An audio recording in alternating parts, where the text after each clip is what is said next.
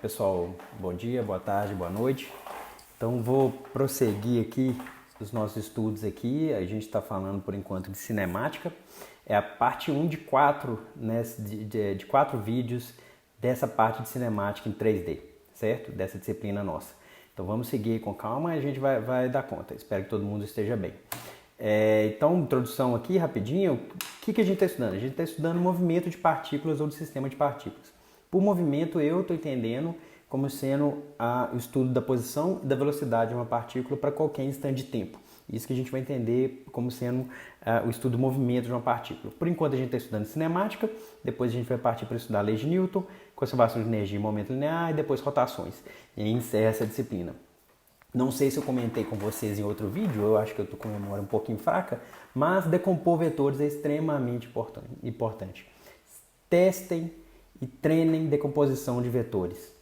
É um negócio que é muito fácil de errar, tem gente que tem pouco traquejo, mas tentem treinar decomposição de vetores. Eu acho que eu já falei, mas se eu não falei, fica de repetição aí para vocês. Deixa eu só ver se está gravando. Tá. Então, por favor, treinem decomposição de vetores. Vai ser muito importante quando a gente for falar de lei de Newton e tudo mais. Aqui tem o exemplo que eu estou colocando em todos os vídeos, mas dê uma pensada nesse problema de decomposição de vetores, por favor. O que a gente já viu nesses vídeos? A gente começou falando em umas noções de cálculo de vetores. Eu acho que eu já falei até nesse vídeo sobre decomposição de vetores. Treinem decomposição de vetores, é muito importante. A gente falou um pouquinho sobre... Eu fiz uma viagenzinha sobre tempo e sobre posição, sobre espaço. A gente falou sobre velocidade, mas tudo em uma dimensão. Tudo em uma dimensão. Vocês estão vendo que não tem nada aqui que é vetorzinho. Então a gente falou de velocidade. Velocidade é a taxa de variação da posição em função do tempo. E aceleração é a taxa de variação da velocidade em função do tempo. Se a gente tiver um caso de um movimento onde a aceleração é constante, a gente conseguiu encontrar essas equações aqui que me dão o movimento dessa partícula que está sujeita à aceleração constante. Certo? Então bacana, isso aqui foi tudo para uma dimensão. Essas quantidades aqui, velocidade, aceleração e posição, elas podiam ser positivas ou negativas, só que a gente não tinha ainda colocado nenhum caráter vetorial desses camaradas.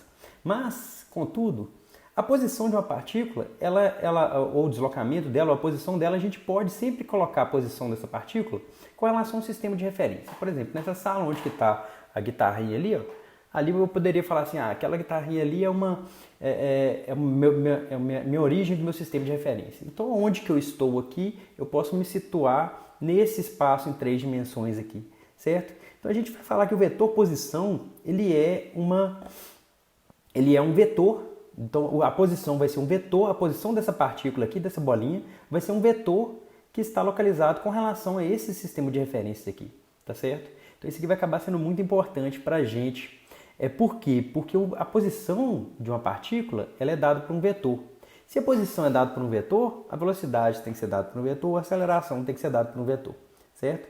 Então, a gente vai ter que estudar esse caráter vetorial dessas quantidades também. Beleza? E por que esses objetos são vetores? Porque eles vão ter eles têm um módulo, um tamanho, a distância minha daqui até a guitarrinha ali, certo? A guitarrinha está sendo apontada aqui agora. Então a distância minha até a guitarrinha. Só que aí eu tenho também a minha posição, eu tenho aqui uma certa altura, eu tenho uma distância com relação ao fundo da sala e tenho uma distância com relação a esse canto aqui, tá certo? Então eu posso sempre discutir a posição de uma partícula dessa forma, beleza?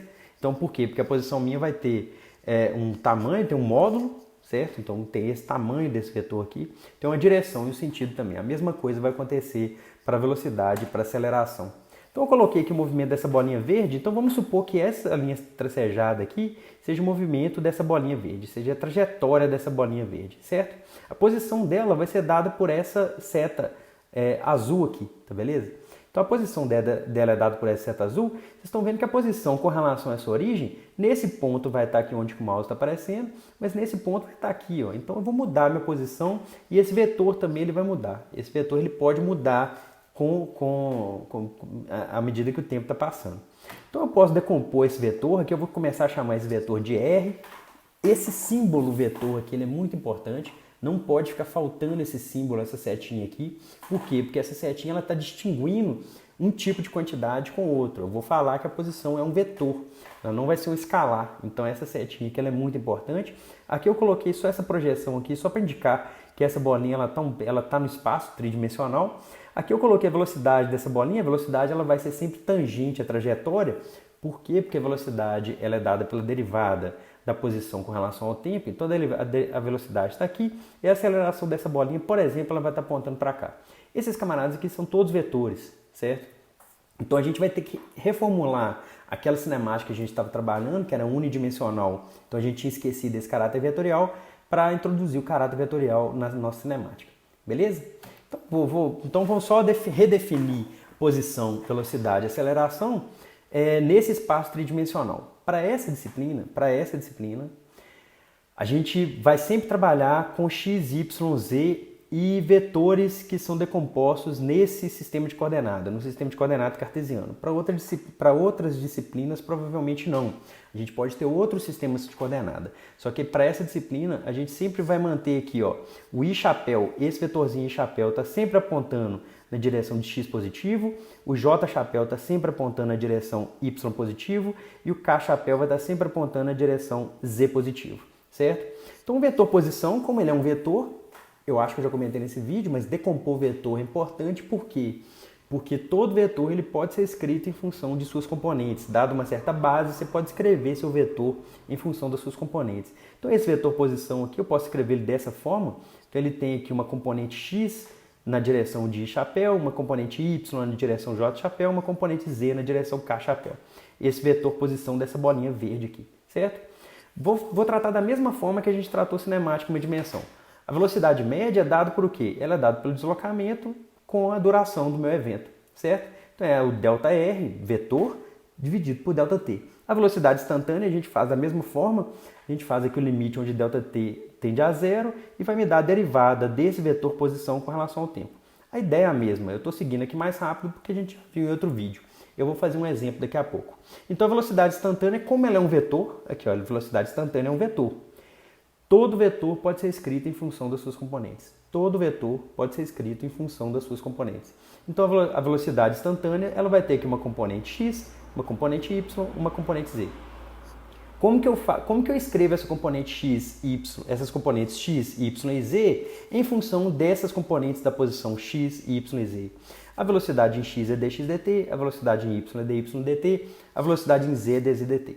Isso só vale porque estamos trabalhando num sistema cartesiano. Se não fosse cartesiano, isso não iria valer diretamente assim não. A gente ia ter que refletir um pouquinho mais, certo? A mesma coisa vai valer para aceleração média. Então eu tenho aqui a aceleração média é ΔV, ΔT. Aceleração instantânea, o vetor aceleração instantânea é a derivada do vetor velocidade no tempo, certo? Ah, aqui eu errei aqui, ó. Aqui é aceleração instantânea, então isso aqui seria A. Onde está o mouse aqui é A. O vetor aceleração é um AX I chapéu, AY J chapéu, AZ K chapéu. Aqui é um vetor aceleração. Eu vou consertar para colocar a apresentação em PDF na descrição. E da mesma forma, cada componente do meu vetor aceleração vai ser a derivada da velocidade em x no tempo, o AY vai ser a derivada da velocidade em y no tempo e o AZ a derivada da velocidade em z no tempo.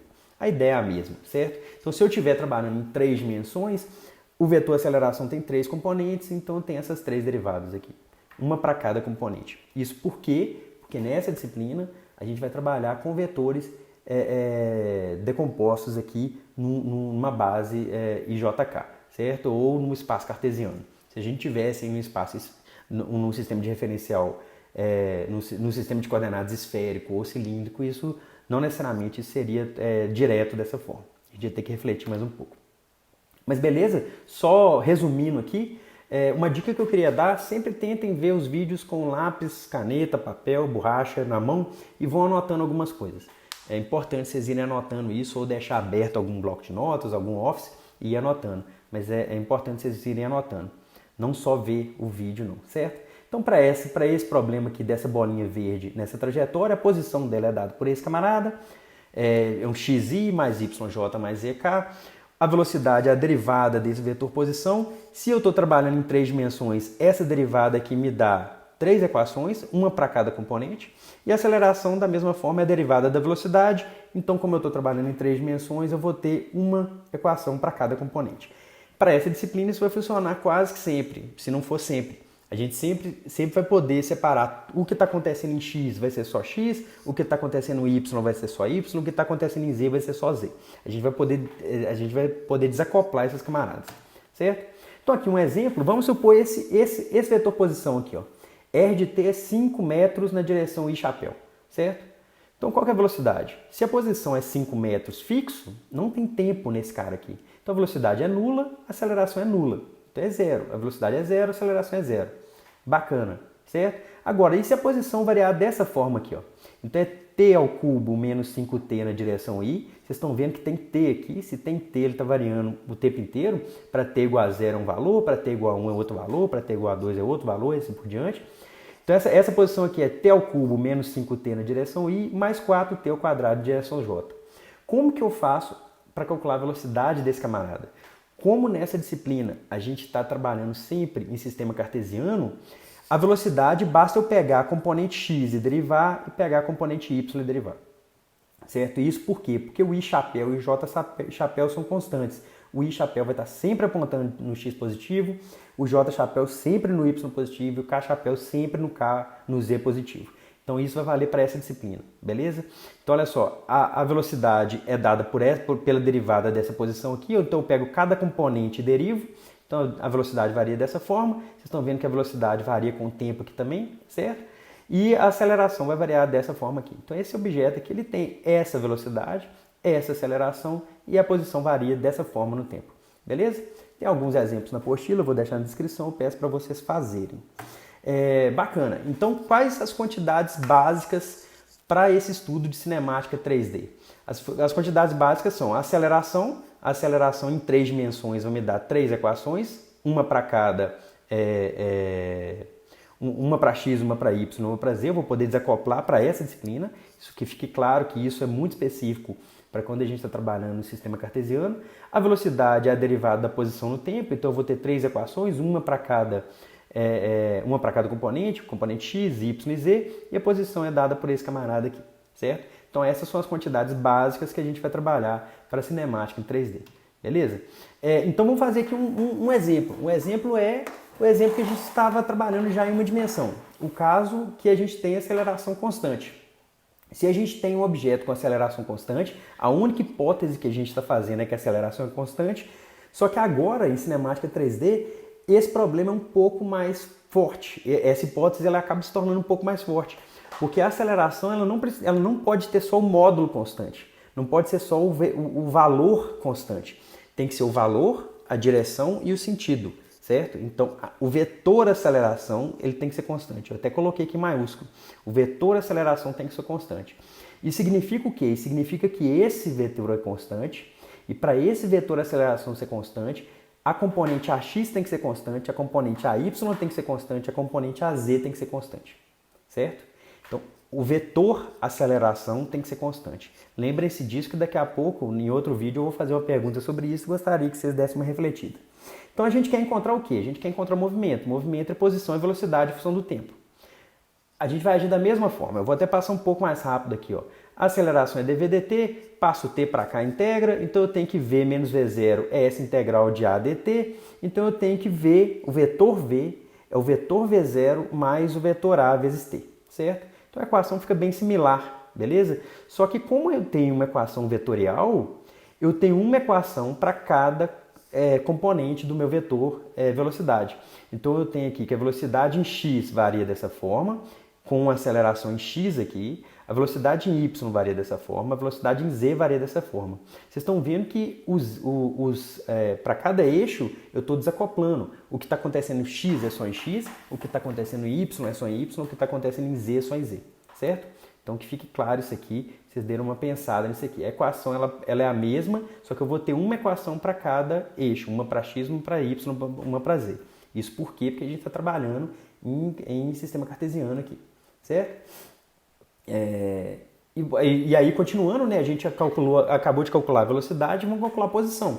Então, olha só, a gente quer encontrar a posição de uma partícula, dado que a velocidade varia dessa forma. E a aceleração é constante. O vetor aceleração é constante. Para o vetor ser constante, a componente x, y e z dele tem que ser constantes, certo? Ele não pode mudar a direção e sentido hora nenhuma.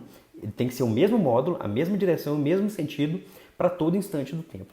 Então, olha só, se eu tenho a velocidade aqui, eu vou agir da mesma forma. Velocidade é a taxa de variação da posição no tempo, passo o dt para cá, aí eu vou fazer essa integral, vou deixar isso aqui para vocês fazerem, porque a gente já fez em outro vídeo, no caso de uma dimensão, o v0 aqui ele sai da integral, o a ele sai da integral, só que tem o tzinho aqui, vai dar t ao quadrado sobre 2, e a posição varia dessa forma.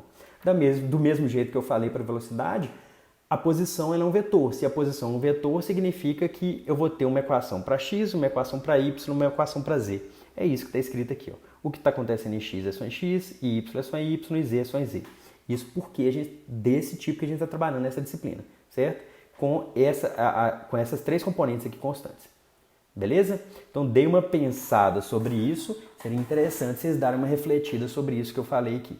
Beleza? Que eu vou ter três equações se eu estiver trabalhando em três dimensões, uma para x, uma para y, uma para z. Beleza? Tranquilo? Então, aqui eu vou parar esse vídeo, eu vou prosseguir aqui a parte de cinemática em três dimensões nos próximos vídeos. Beleza? Um grande abraço, falou!